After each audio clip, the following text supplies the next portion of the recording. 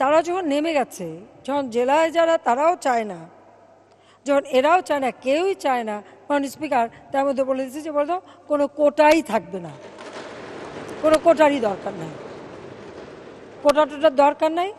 ঠিক আছে, বিসিএস যেভাবে পরীক্ষা হবে মেধার মাধ্যমে সব নিয়োগ হবে, এতে তো আর কারো আপত্তি থাকার কথা না।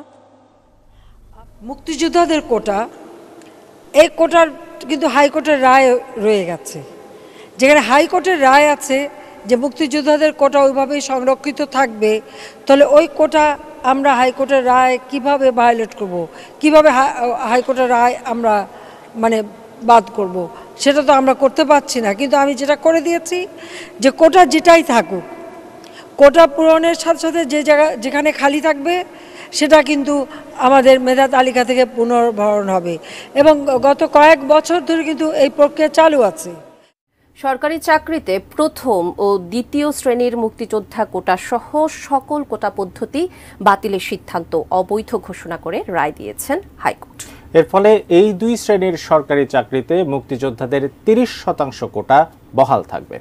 দেশের প্রিয় তরুণ যুবক ও ভাই বোনেরা, আপনাদের অনেকেরই মনে আছে 2018 সালে কোটা বিরোধী আন্দোলনের সময় স্বৈরাচারী হাসিনা কোটা প্রত্যাহারের আশ্বাস দিয়েছিল।